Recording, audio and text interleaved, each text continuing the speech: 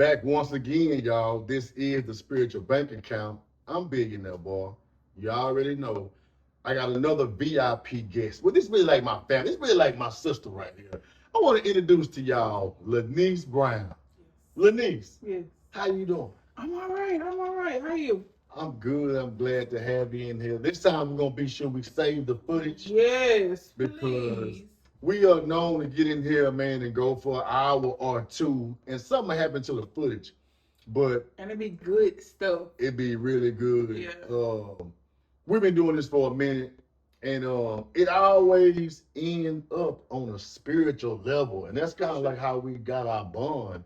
But this is again, this is the spiritual bank account, so I want to make some great deposits today, uh, just on that level, on a personal level, on a business level, on a relationship, family level. We're gonna be a little messy. We might get a little messy. Not a little messy. You know, we You might love to get a little messy. we might. But in your words, introduce yourself.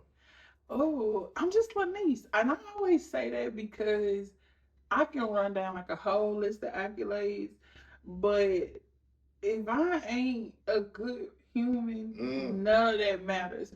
So I have just got into the routine of like when people say, "Oh, who you are," introduce you. I'm just LaNese, and just get to know me as you see fit. I'll add a couple of those accolades. And she don't want to do it. She want to be kind of modest. And I that's okay. know. Entrepreneur, Yeah. stylist, motivational speaker, really an evangelist, mentor, life coach, Yeah. mother, and my sister, and someone that I care dearly about. So Yes. you got a lot of things going on. Let's talk about the most recent, which was the Impact Conference. Something that I got to witness in 2024 with my own eyes. And like I say, we've been going back and forth having these conversations for a couple of years now, but to actually see you speaking in front of an audience in that capacity, I was blown away because I know you can talk. I know it's in you, but I've never seen, because that was like a performance, but it was unrehearsed. Yes. And so just this year, you had the Impact Conference. You had a panel, which I was a part of. I really appreciate that. Tell us about uh, Impact and how it started. Well, it was honestly, I think I've told this story like several times before, but coming from ministry and just coming from that place of just being able to pour into people and speaking and teaching, but I was doing it on a ministerial level, and just life started life and went through a divorce, and after the divorce, I ended up just getting pregnant and all of that, and so it was one of those things to where ministry was kind of like taken away from me at that moment. And so I was like, you know what? I'm done, okay. But it was those nights that I just was up and just would write stuff down, or just like it was just wouldn't I couldn't shake it. And so I was like, okay, God, if you want me to do this, and if I'm supposed to be doing this, or and if it wasn't just for a season, give me my own avenue. Let me do it to where nobody can control my gifts, and where like I can really maneuver in the ways that you see fit. And so, boom, I came up with Impact, which was actually just a conference. And so the first 2 years, that's all it was just a conference. It was an annual conference, motivational conference, getting speakers in. The first 2 years, I didn't even speak at Impact. Well, no, the first year I did. The second year I didn't. And so the guy was just kind of like, okay, this your avenue too. This your platform as well. So that's the year that you came. And so because my thing was like, okay, I'll just bring in a big speaker. I'll just get a local speaker to open, and whatever. And so yeah, last year was the third year I spoke, and that's when you were a part of it. And I ended up just branching out into impact a lifestyle, because at this point, God's just doing a bunch of different stuff, and I'm, allowing me to do different stuff and go into different avenues. And I was like, I gotta be impactful in every area. This is not just a conference. And so that's when I branched into impact a lifestyle, which is like the umbrella to like all of my like little motivational life coach, all that kind of stuff. Just How did you know, or when did you know that I might not have no regular job? I'm gonna have to create my own stream of income, whether it was the salon, whether it was selling clothes, like whether it was the men. How did you know I'm finna do my own thing? I just always been a hustler, just to be honest. Mm, It ain't never really been a time where I didn't have nothing to sell.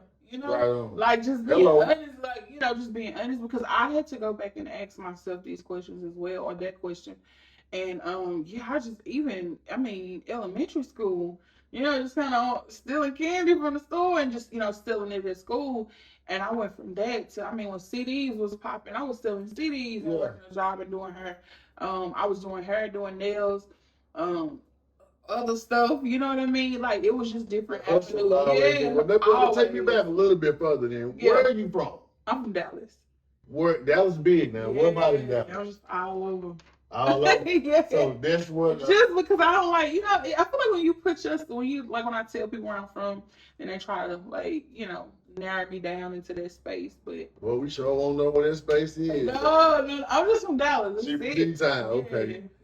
Yeah. And that's where the hustle was just put in you. Yes, for sure. So it's just been in me. So it was never a time where I was only doing I can't think of just never doing so one. You like baby then you do babysitting, sell weed at the same time.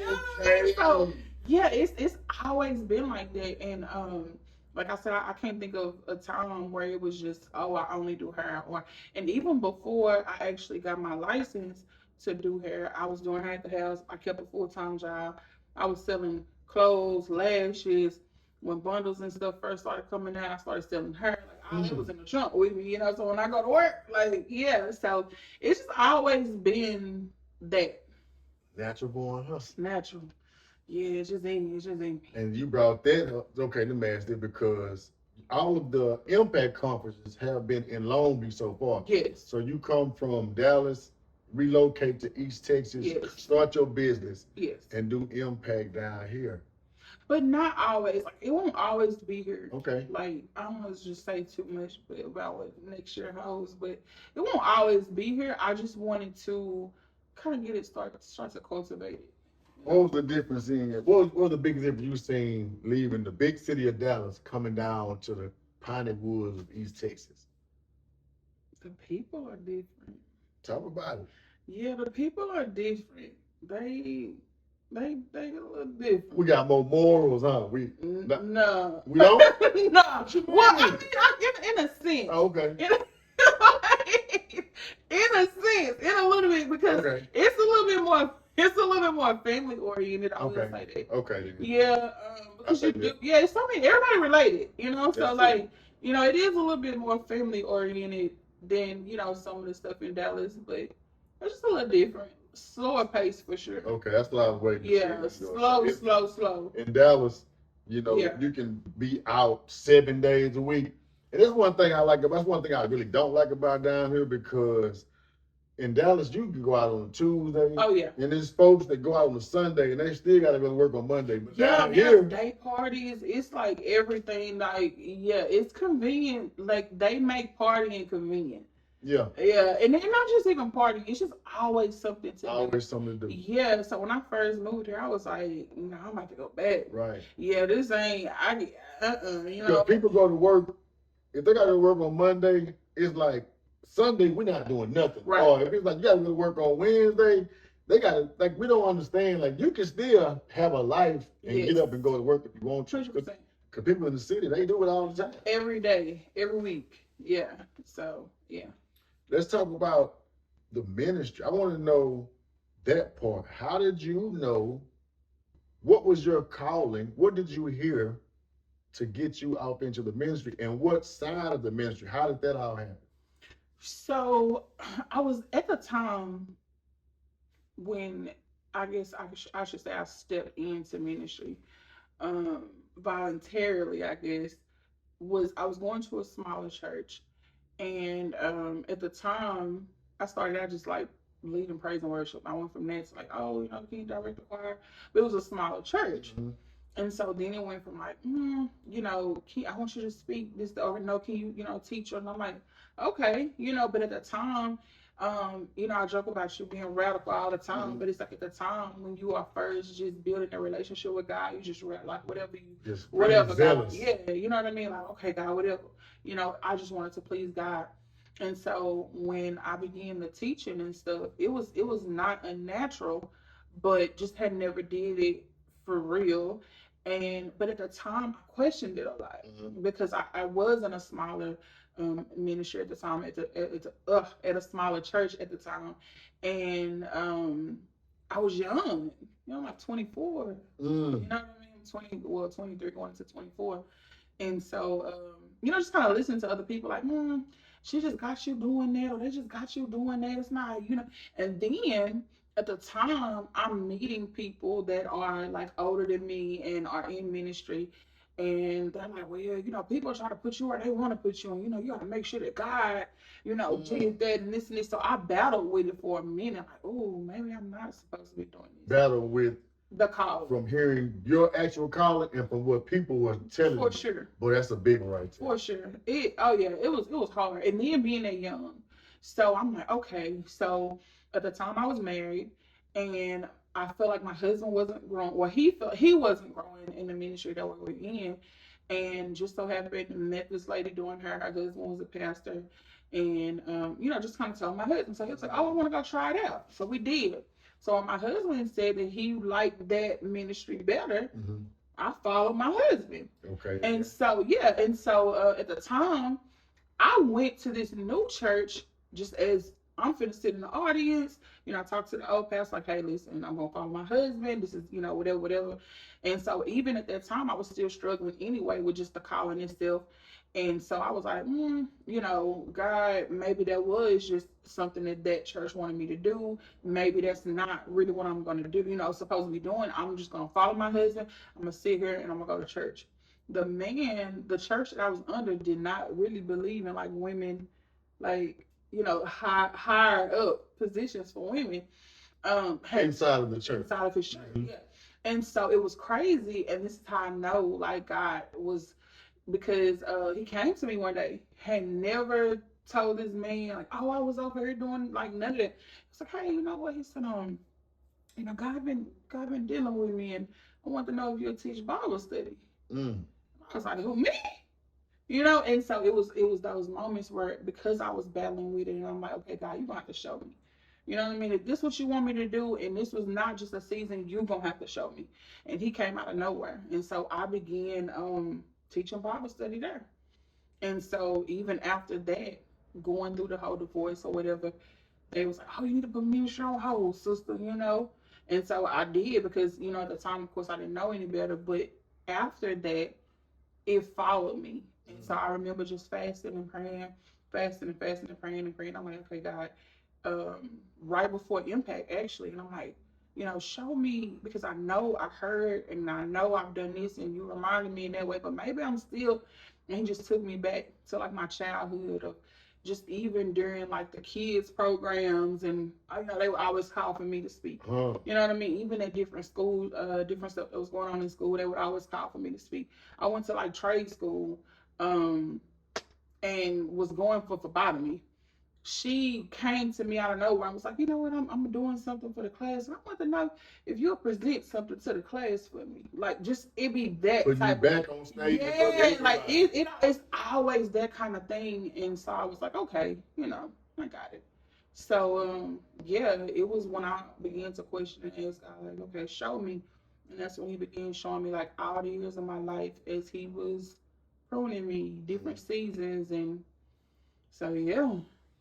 I can really relate to that. Again, this is the spiritual bank account, and I've been knowing, like, my whole entire life, I'm supposed to be teaching and preaching and testifying and serving in a ministry in some form. But it's something that I ran from for so long. I felt the same way. I was always at church. I always tell folks, if it was something going on in church, guess who's gonna be doing speech? Yeah. Pastor anniversary, Easter, Christmas. It don't matter what, they gonna appoint me to go up there. So I've been speaking in front of audiences and crowds forever, and it all started in the church. What exactly gave you the confidence to be like, I mean, I kind of, you kind of explained it just then, but well, how am I trying to say this? To go out on your own and say, this is it. I'm not turning back no more. Ooh, um, The Holy Spirit was what. 100%.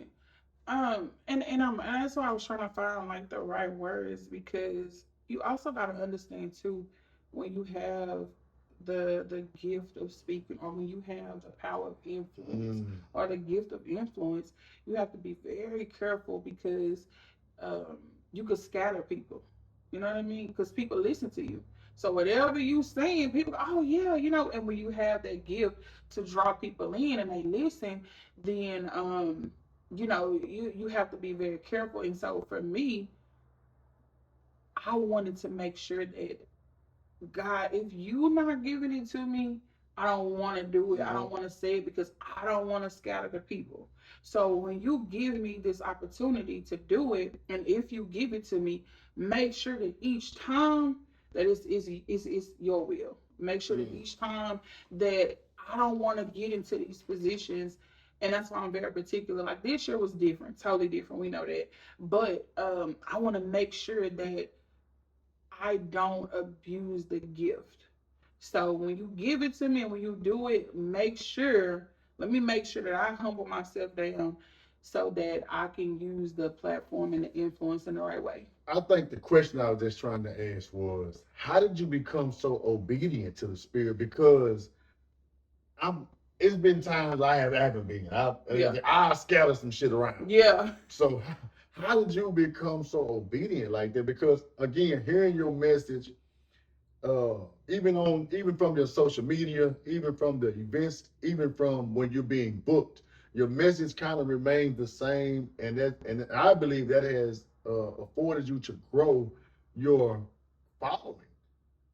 And again, I just want to know, like, how did you become so obedient and not be all over the place? The obedience comes from um, just being in these places, in these quiet places with God, and Him constantly pruning, prune. And when you get pruned so much, and when you get chastised so much, you your yes is different. You know what I mean? Like the yes becomes so different. Like in the beginning, it's like, yeah, God, you know, cause, and then He gets to whooping you down, and not even necessarily that you're doing something wrong. And that's something else that I had to learn too. In certain seasons, I'm like, you know, God, I'm trying my best. I'm doing like, why am I? And he was like, you was gifted. You was gifted to go through. A lot of people go through and they don't make it through. You know what I mean? But I gotta take you through, because there's certain areas that I want you to get to, that I want you to remain humble, because you gotta understand, you get in some of these spaces and you be so puffed up and God ain't getting the glory. And then you left with another lesson to learn. Then He got to strip you back down. And I don't want that. So I like how you said that. I totally agree. Yeah. And this year's Impact Conference, in so many words, we talked about grieving, and a lot of that grieving is the results of us being stripped down. 100%. How did you build yourself up? Because I know earlier in this year, everybody's been following you, all of your family, your friends, everybody's in your group. They know you went through a tragedy this year with the loss of your brother. How did you shake back? I haven't. It's just my yes different. Oh, I haven't. Yeah, it's just my yes different. I haven't. We still grieving. Oh my God. I'm not even at 70%. Um, what now I'm running on is just obedience and discipline. That's it. I'm not even running off of just my full battery of like, oh yeah, I'm gonna do this and I'm gonna do this and no, it's like I'm in a place right now that I have to stay so close to God, because if I don't, then I don't know if I'll ever get back to 100%. Right. So yeah. dealing with the loss of a loved one, especially a brother. I lost a brother, and that right there, that changed my life forever because Yeah. I found him. I touched his head and found out he was ice cold. I had to call the ambulance, the coroner, and the biggest thing that I ever had to do was go tell my daddy because my brother didn't have nobody but me and daddy. So I had to go look at my dad and say, "Man, Frank, you dead." And that right there, uh, it changed me forever. Yeah. Knowing that this was like that was my best friend. Yeah. So to deal with that loss, and even though it's been 20 years, 19 years, it's gonna be 20 years. Um, it's something that has always um, been with me. Just the idea of what if this and what if that, but also it built me up in spirit too. God said, "Boy, you're gonna be all right." And you are the one that has to hold this family together. You are the glue, and that's the part of it. Again, I know that it was a must that I have you on here because I know when somebody has an anointing. I mean, it's one of my gifts. Yeah. I can tell. So when I see you going what you was going through, and then come to find out, you basically had to do the eulogy. Oh yeah, I did. Not bad. I did. I had to. My sister called me. To this day, I get like I'll be laying in bed sleep and I'll just jump up because I can literally hear her on the phone screaming. Mm-hmm. And so I had to call and tell my mama. Mm-hmm. And yeah, I had to plan a funeral and I ended up doing the eulogy on the spot. And I'm gonna tell you about that obedience. Come on. Um, I have been drinking from the next day on up to the funeral because, and I'm steady telling myself like, okay, I need to cope. Once I get him in the ground, then I'll get back to a new normal. Right. So the morning of his funeral, I got up and pulled my phone and God, he typed this in there. Mind you, I was just supposed to do like the call people up to give their little 2 second speeches or whatever.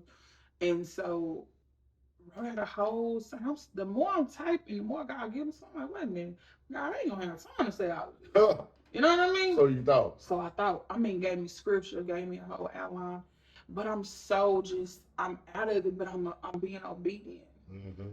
Because I say my yes different. And it was different then. It's totally different now. But at the time, I'm just, I'm typing in my phone. I get to the funeral and they go to call the funeral, call the preacher. Like, nobody walks up. We looking Preacher around. MIA. Yeah, we looking around like. Hold on, let me just make sure we understood you right. The funeral is happening. Funeral happening. People there, and it's time now to eulogize your brother. It is time of the program to call the pastor to the front. You call the pastor, nobody moved. Nobody moved.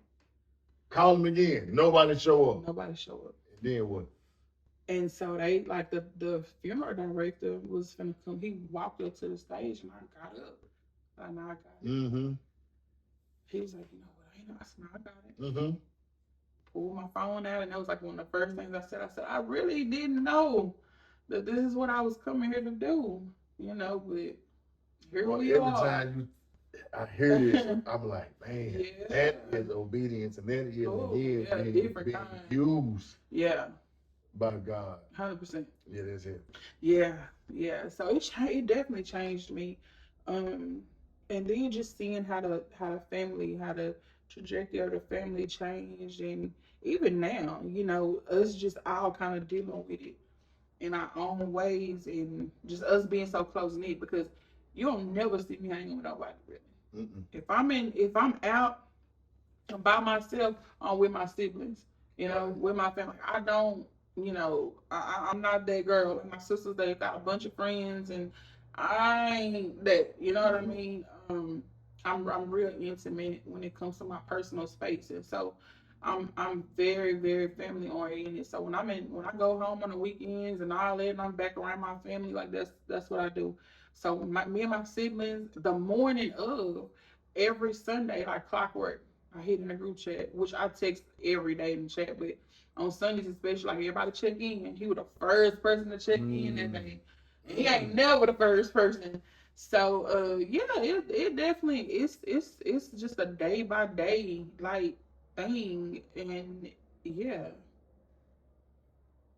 All right, yeah, we're gonna flip the script a little bit now because again, we just came back from the fourth annual Impact Conference. This year we brought a panel on, Yes. you know, and great dialogue. Like I say, everybody talked about grieving.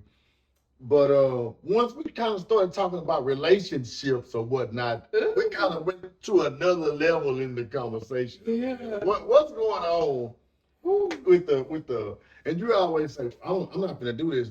She hate, he hate, whatever. Man, Yeah. we ain't gonna do that. But what's going on with the relationships in 2025? It's trash. It's trash. It's trash. And I think the most disheartening part of it is that you do have people that desire love and desire a monogamous relationship and still desires marriage. But it's just this generation of times that we're in is like they want that old school kind of, even myself in certain ways. Like you want that old school 90s kind of love, grandma and but no, this a different. It's out there though. It is. It's there. It is. As long as you can keep that in your mind and be true to yourself and not what's the word settle for something that you truly don't want. Again, everybody don't want the same thing. True. So I think we just kind of be trying to lump everybody in one. But it's what I want, and can't nobody else want anything different. Right. But why do these conversations always cause so much friction? And why is it white folks have the issue? Because they have a high divorce rate, they have a high infidelity rate, but it seems like when it comes to black folks, we always seem to tear each other down a lot. The men and the women, man. I believe, what do we need to do, in your opinion, just to stop that? Get back into reality. Stop having so many podcasts in our ears and stop listening to a lot of this I don't even know what to call it, music. Trash. Yeah, get and take a break from social media. Touch some grass. Right. Get back in tune with reality and just building a more realistic expectations of another human. I believe the expectations are so unrealistic. 100%. Um, you know, I may catch a lot of flack for some of the shit that I say because I may lean toward I may have a little Kevin Samuels in me a little bit. A lot. Yeah. A lot of. Yeah. Mm-hmm. Well, I'm just saying a lot of these women that I see, we already know, man, y'all outnumber us, men. Mm-hmm. And it's a lot of women that are successful, that are bosses, that are financially in better position than men. And a lot of women desire a man, a six-figure man with seven-figure man, is 6'3" and has all these qualities, but it's not that many men. And just by the numbers, some of the women don't understand that, in my opinion, don't understand that in order to get that relationship that you really desire, it may not be the man making $250,000 a year. That man might make $60,000, but he's a hell of a man. Mm-hmm. And I think that the amount of power that women have, because women have been put in positions of power, and men have been taken out of our positions of power a lot of times because of the financial status. A woman like, I make more than you, this ain't gonna work. Some of them. Yeah, not all. And I think that's a one of those things where I say just getting back into my reality, because everything ain't even what it appear anyway. You know what I mean? That's what social media looks. Yeah, social media got you thinking that these women make this type of money, or they have this type of money, or these men have this type of money, and it's like dating in your range also. You know what I mean? Some of the type of women and men that you hear some of these people talking about, they don't even have access to those type of people. Come on. You know what I mean? Just being right. honest. You know what I'm saying? Like the average 60,000 per year man is not really coming in contact with the $200,000-$300,000 a year woman. Mm-hmm. You get what I'm saying? So um that's not even a realistic like scenario. Not saying it doesn't happen or it can't happen, but that's not the reality of it. Men think Come on, I said. some men think that women are after money that they don't even have. You know what I mean? A lot of men, a lot of women have expectations for a man to do certain things that they've never even experienced, but and have it done for themselves, but they see it plastered online. I feel like black men are the only men that bring up the dad card. Oh, you don't know what a man supposed to be because you ain't never had a daddy. When most, if we're being real, most men need their daddy to teach them how to be a man before a woman need a daddy to teach her how to be a woman. You get what I'm saying? But that's something that's in our culture. I don't hear other people. I don't hear white men, other men, telling their women like, "Oh, you don't know how to treat a man because your daddy wasn't never in your life." Like it's crazy.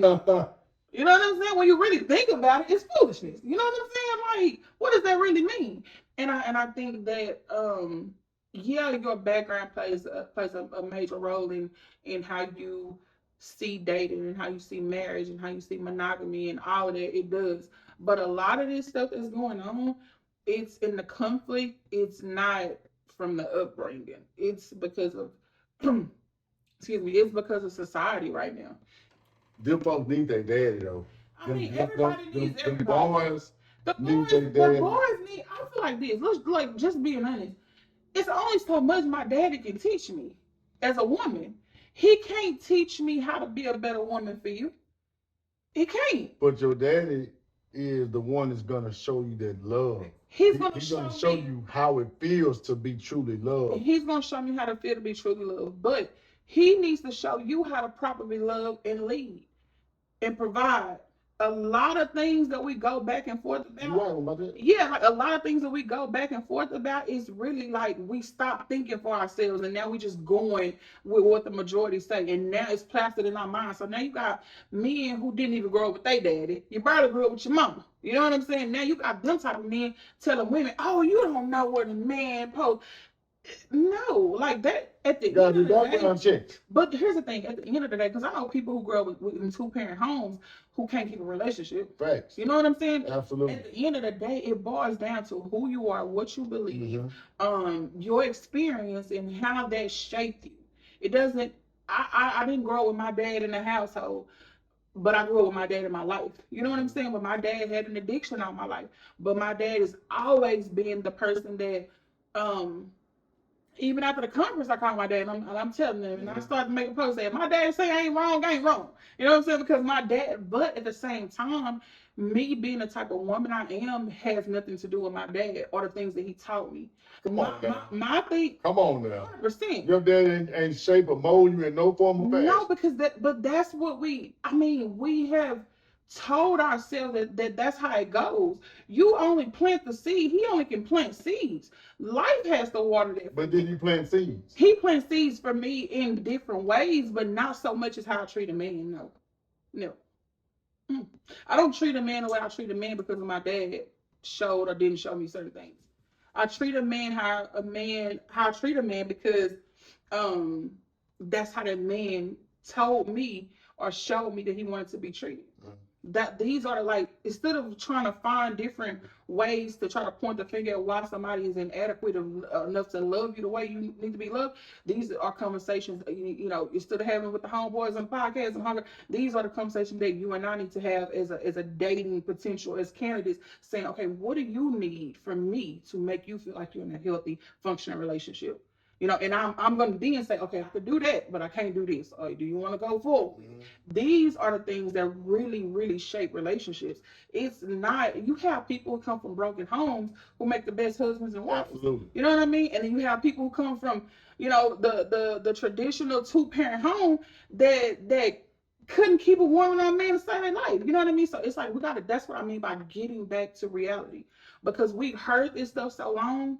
That's why we think like this. When in reality, that's not the concept. When I said something at that conference about being a daddy, a woman daddy, you almost threw a rock and hit me. Well, because this is the thing.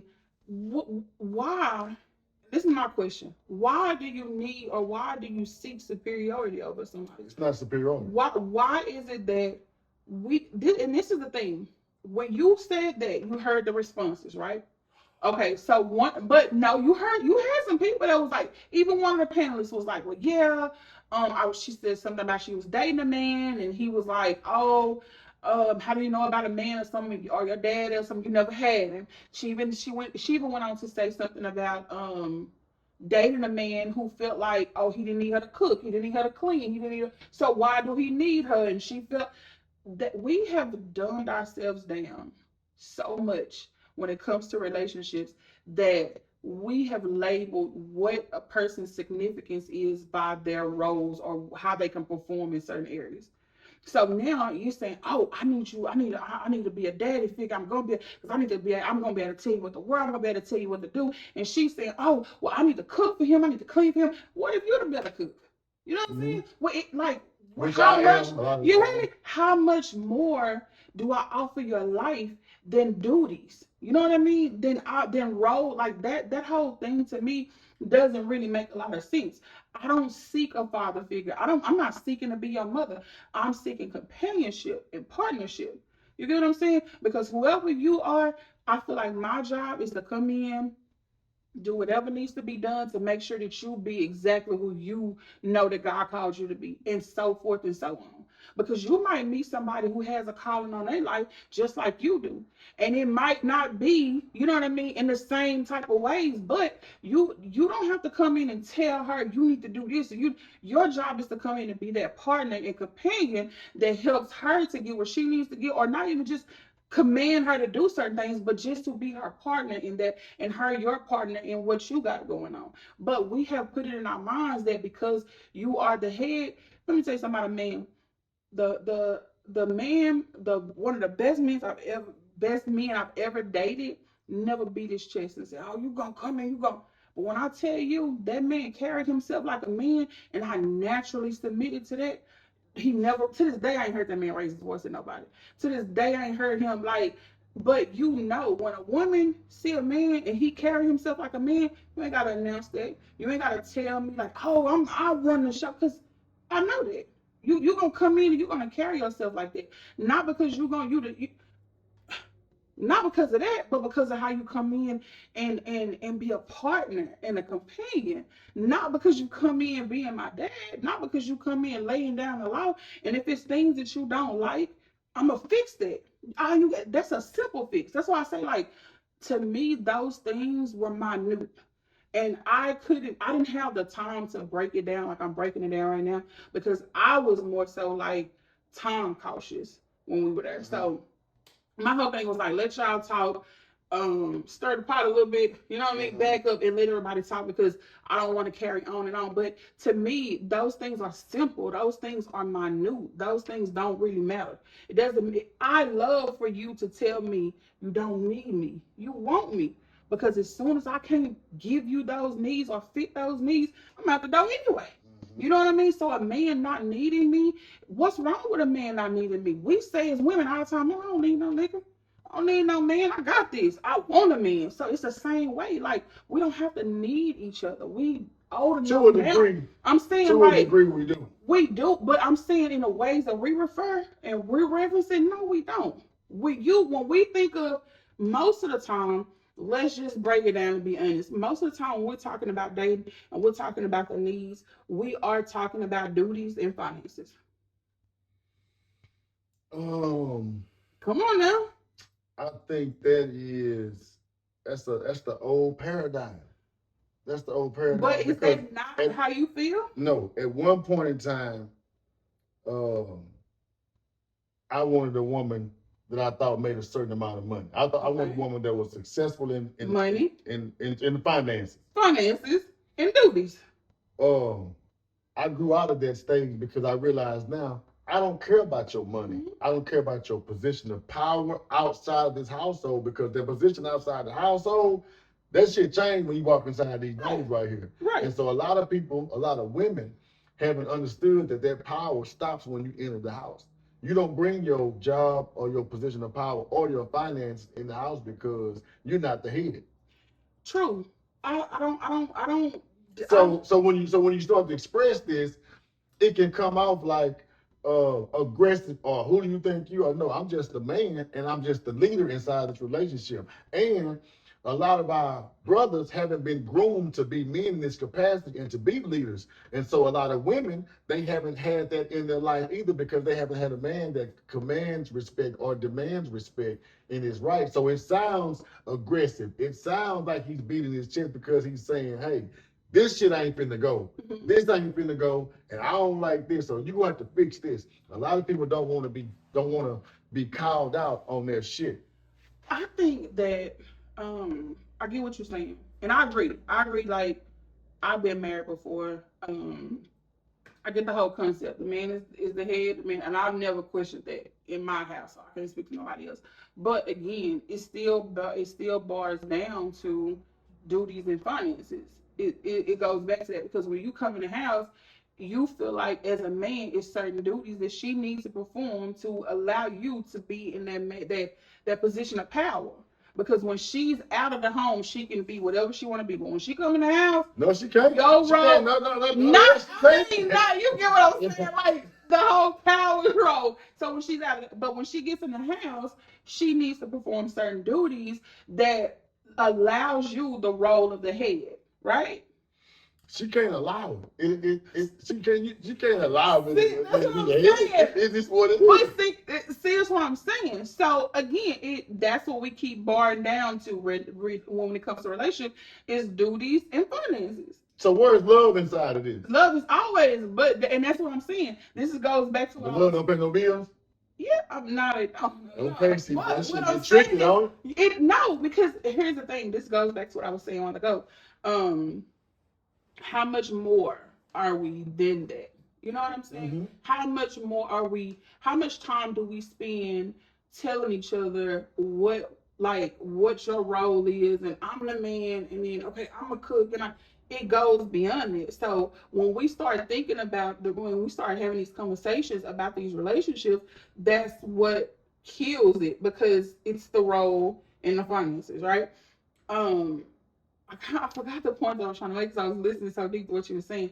But in layman's terms, the needing each other. So you don't really need a woman because you know how to cook. Because based off of finances and duties, you don't need a woman. Mm-hmm. You can cook for yourself.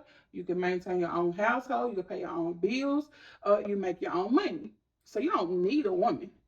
Same thing with some women. She don't need a man. She makes her own money. She cleans, she cooks, she does all the duties, and she does all the finances. So that's where we draw the line of where does companionship and partnership come into play. But again, we want to headbutt about the finances and the roles so much that we have thrown out companionship. We've thrown out partnership. So that's why you never get to the love, because we keep headbutting about the roles and the finances. And you never get past that. And then you don't have to come in say that, oh, you're going to fix this, you're going to change it. If it ain't what you want it to be, get out the way. Let somebody else have it. You don't have to even come in saying, you go. All it takes, if we approach dating the right way, now not when we was young, if I had a kid, if I got married, you start talking to somebody, you start hunching them, y'all go together, then y'all together. You know what I'm saying? Now we know better.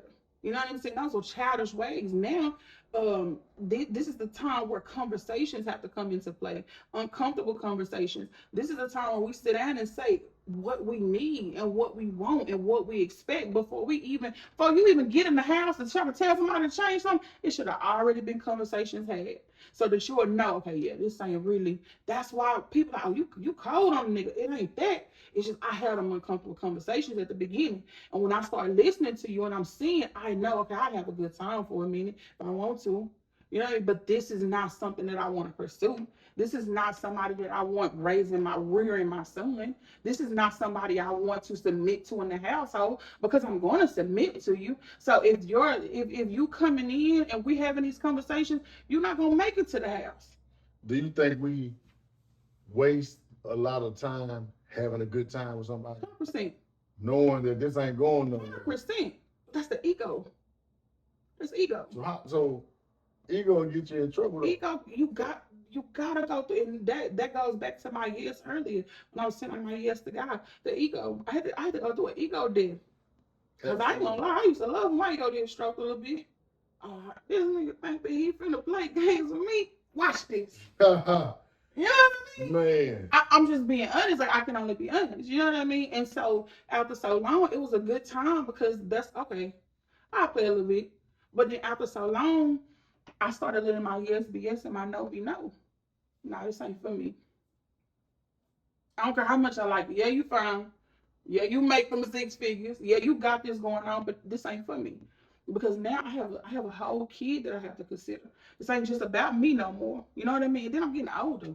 I never have been the type of go from man to man. I'm not doing all that. Then I have a son to consider. So now I'm hawking it in the beginning. So where I can even if it's a no from you, I could take that. Even if you see, nobody likes to get rejected. I don't give a damn. You reject me. But that comes with growth and maturity and understanding. But at some point, you want me, the best thing ever happened to you. You know? But no, I could take that because it's some things about me that may not be suitable for you. Absolutely. You know, I've had me say, okay, no, I don't want to do that because I don't want a long distance relationship. Okay. You know, or hey, I don't like this, and it. Okay, but we're gonna hawk it at the door. That's a great way we need to start doing things. Yeah. Man, being real with ourselves. 100%. When you remove sex out of the equation, you sure can't think of like clear because a lot of times we'll just sit there and just have that good time having sex. And before we know it, all type of feelings them get caught. And to where it's now it's hard to pull out of something that you wasn't supposed to be in. 1,000% can stick around just because sex was good. Plenty of times. And see, when I say a good time too, like sometimes it ain't even just about sex. People get drawn to you in different ways, and they don't even have to be sex. You know, some people like your company, some people like your attention. Mm-hmm. You know what I mean? Some people like your conversation, some like going out on dates, hanging out, knowing that you have no real intention on taking it any further, but knowing that that person wants to take it further. This person only taking you out on dates to court you, to take it to the next level. That's it. But whole time just out having a good time. Good meal, good drinks. Something born every day. No, I'm just saying, you know, it's just real. But like, I have gotten to that point, so you know what, I'm good. Take myself out. Thank you. We need to have courtship classes again because that's what we done forgot how to do. 100%. We done forgot how to go through the period to see if I even like you. I'm at that phase right now where I really got to go through some seasons to know because I used to want the relationship. Yeah. You know what I'm saying? I went through the stage of the little boy phase. I don't need a bitch. I don't need no woman. Yeah. And then when I start to mature, I need a woman. Yeah. You know what I'm saying? So I believe that I say in the how times have reversed now, women have started to take on these manly ideologies to where when I was young, I thought I don't need no woman for shit. I don't need, you know. And then when I got in my mature stage, I said, I do need a woman. And I think the women wanted a boyfriend, a man so bad in their younger years and realized because we don't want you at that stage. So a lot of women go out, go through this real crap, and when the time they get in their 30s or 40s, they feel like, I don't need no man. Yeah. And just ass backwards. So we done got flipped upside down in what we really truly need. Mm-hmm. We don't know we need each other. Yes. Because again, when we don't need y'all want us. And when we want y'all don't need us. So now we just sitting up here just having a good time and ain't building nothing. Every now and then, when you come to this realization, then you become to sit back and be way more choosy about who you share your time and energy with. Yes. And so a lot of that comes with isolation. Mm-hmm. A lot of that comes with separation. A lot of that comes with alone time. And people really don't like being by themselves, what I learned. And so, but that's the only true time, back to spiritual bank account. That's the true time when you can hear that quiet voice telling you this person ain't good for you. Or giving you the moment to reflect and say, see, all that time you spent doing this, I was trying to get your attention, tell you the person wasn't no good. Mm-hmm. So a lot of times, man, when we go through grief, we wake up to be like, damn, boy, I get it now. Mm-hmm. I'm just at that level of I get it now. And it just might be my way or the highway. And see, and that's what I was just gonna say. You also have to. Everything comes with balance too, because a long time, I like the first time I abstained was like for 2 years, 2 years and something, and so mental clarity through the roof. You better know You know it. what I mean? But the problem is, without balance, you'll become self righteous. So then, once you do start back interacting with people, like you said, it's your way or the highway because during that time you don't have nobody to bounce you off of. So you thinking that everything that you say and do, and because you're getting so many downloads, and because you are getting clarity, and during that time you getting new knowledge and all of that, you thinking that hey, I know how to do this thing, and I don't withheld myself from sex, But so I'm dealing with women this whole time. you know. But see, I wasn't. You know what I mean? I'm dealing with women and building Yeah, shit and though. see, This shit is going on. It's real time though. This ain't just me now over here in the cocoon. Nah, we over here figuring this shit out. No, at first I was in the cocoon. I went into the cocoon. The second, third time, whatever, like yeah, I'll be dating sometimes whenever I feel like it. But yeah, the whole like when you pull away, you still have to have that balance of just knowing like, okay, I'm not always right. Absolutely. You know what I mean? And so that was a thing for me when I did first start back dating because I did take sex away for such a long time, and so I was able to kind of see like, I really don't like you. You know, I don't like your ways of thinking. I don't. It's just so much that you dig deeper in the depths of what things, and I was just like, no. But after so long, like I said, I think for me, it's wisdom and discernment, and that's what kind of like allows me to date with not just intention but just clarity also. So when I do feel like dating, Right on. When you feel like it, when you don't, you just back in. yeah, I just be focused. I can dig it. I can dig it. I think it's worth it. I do too. Cool. And I think that y'all complain about the women now, but y'all done ran them down so bad that they just by lost hope in you. And that's Not okay. me, but I'm just saying That's like, okay because I'm not oblivious to the amount of bullshit men that's out here. So yeah. I know what it And looks then like. who you were before now. Absolutely. You know what I'm saying? Bad boy.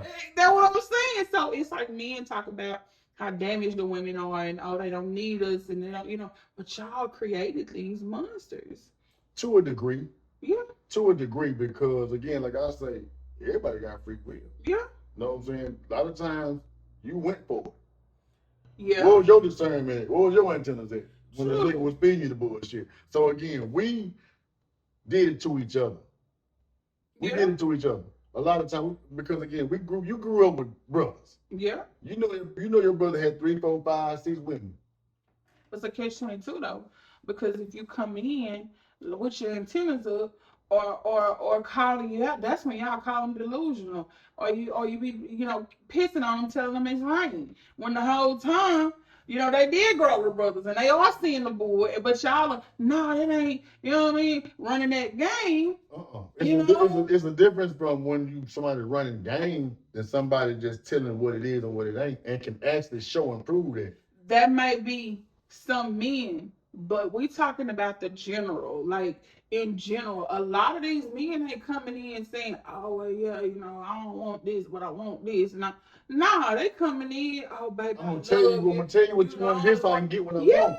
That's not a man. That's what I'm saying. So, but how many of those are walking around and have come in contact with a lot of the good women or the women that once was that woman that just wanted to, be in a relationship and how much money you made didn't matter? Because if we honest, that didn't used to be an issue.